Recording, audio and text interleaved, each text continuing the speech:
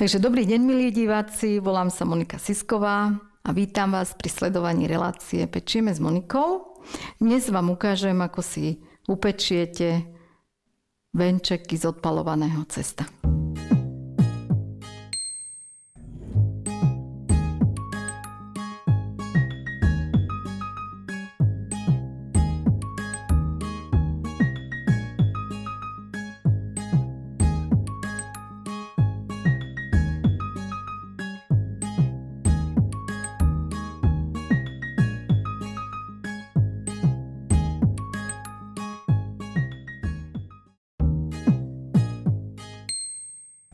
Dobre, takže vlastne ideme si robiť odpalované cesto.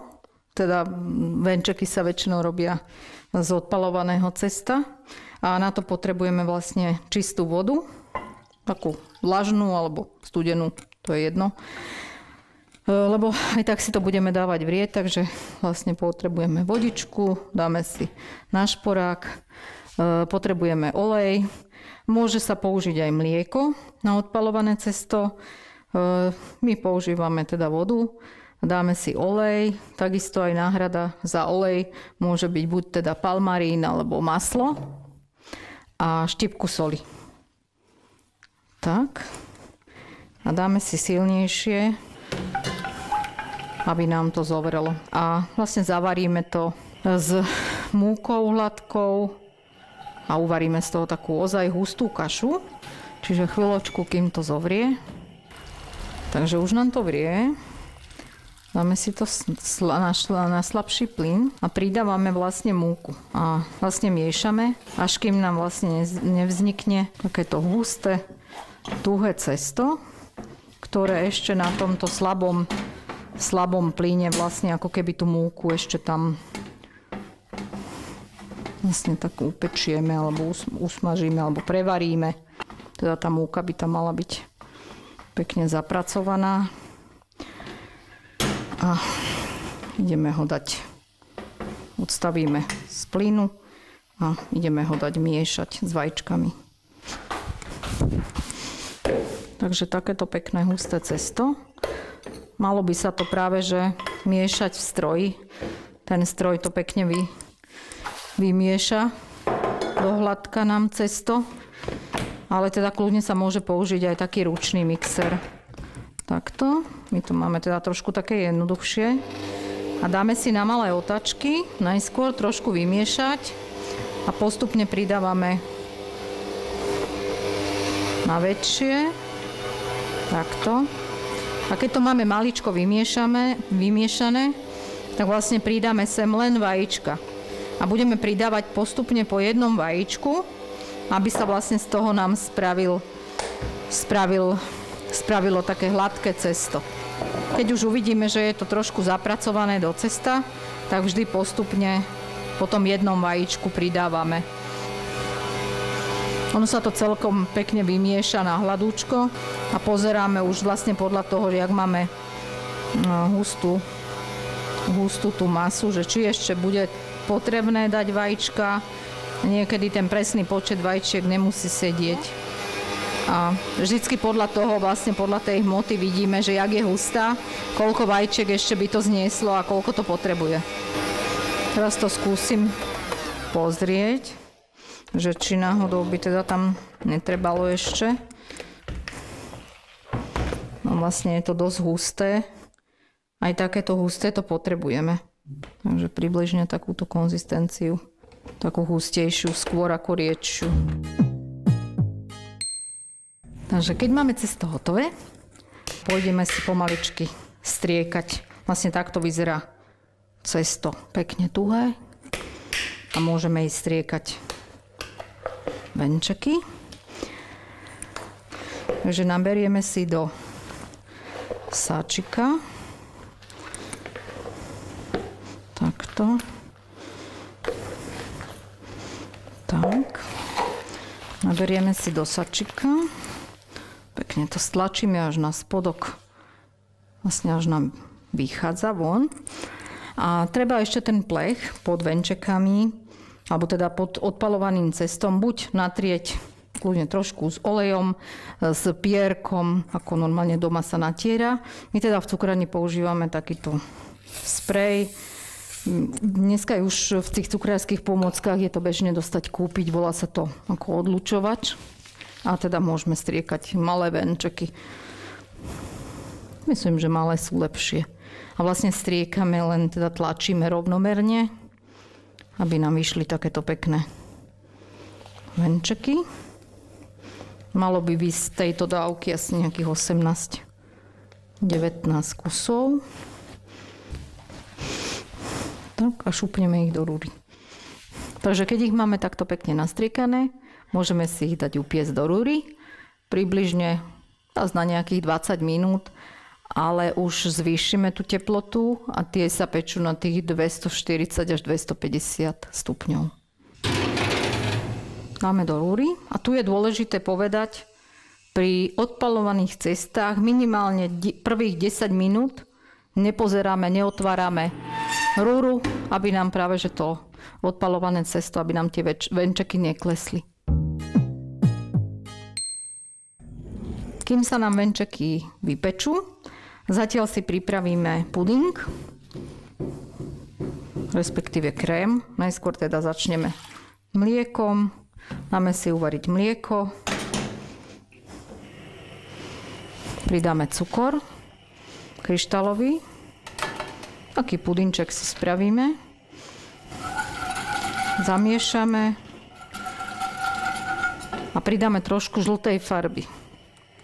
Vy doma si kľudne môžete použiť namiesto majzeny puding klasický, alebo teda sa môže použiť jedno žltko.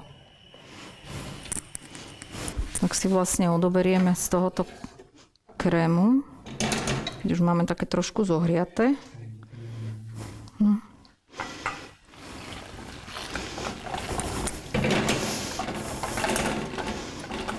Vlastne zamiešame si takto majzenu. Dáme si silnejšie mlieko, aby sa nám uvarilo.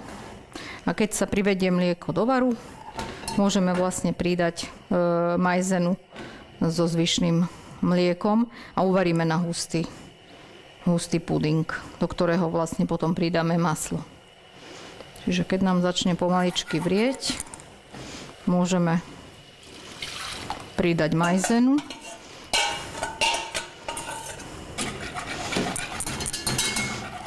A privedieme do varu a uvaríme hustý puding. Stále miešame, aby nám zo spodu neprihorel.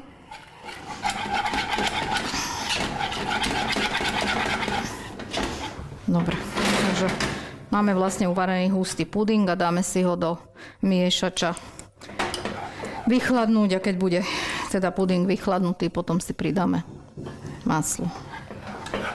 Takže keď máme puding vychladnutý, môžeme pridať maslo. Dáme si na menšie otačky najskôr. Najlepšie je maslo pridávať také aspoň pol hodinu vytiahnuté dopredu. Potom sa nám vlastne v tom pudingu ľahšie rozmieša. A postupne na malých otačkách vlastne pridávame.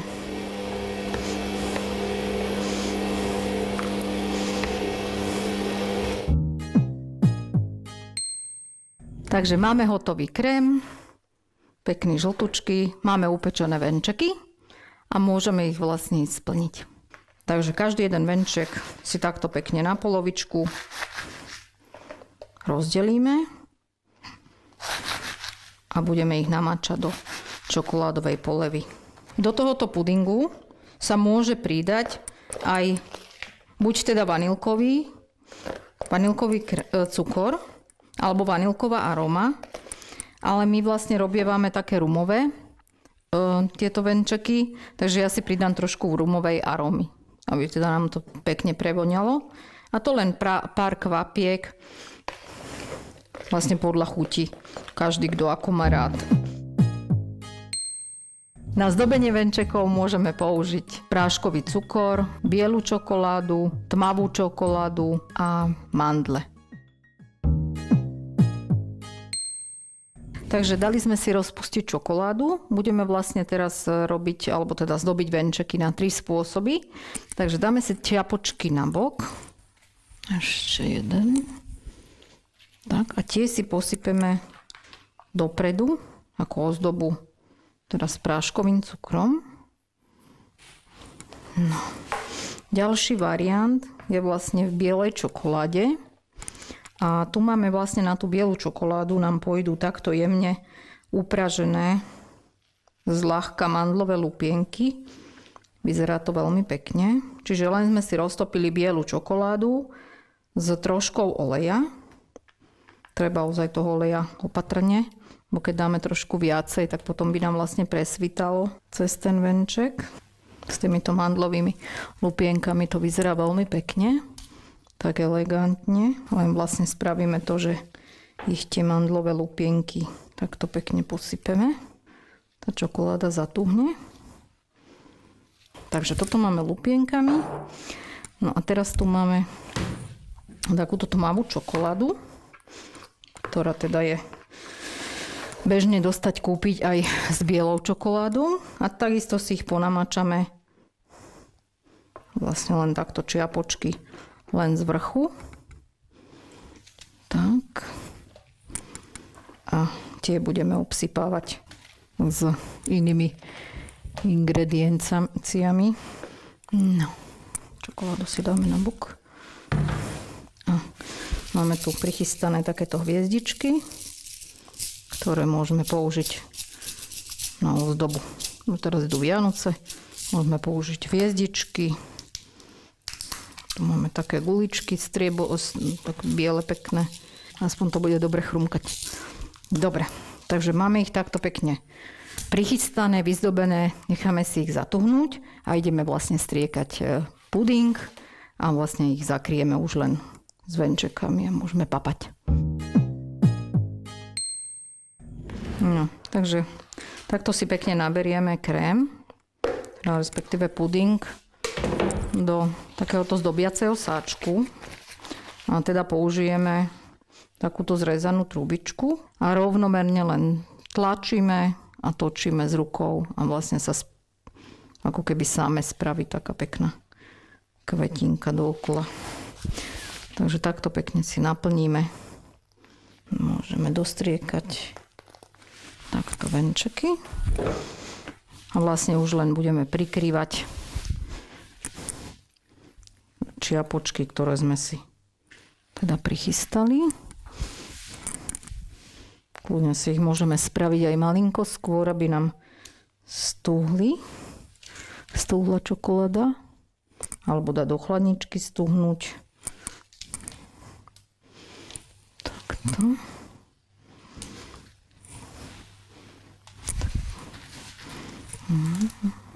No, už len s práškovým cukrom naložíme na tanierik. Ak máme ešte chvíľočku čas, kým príde návšteva, môžeme dať do chladničky stuhnúť.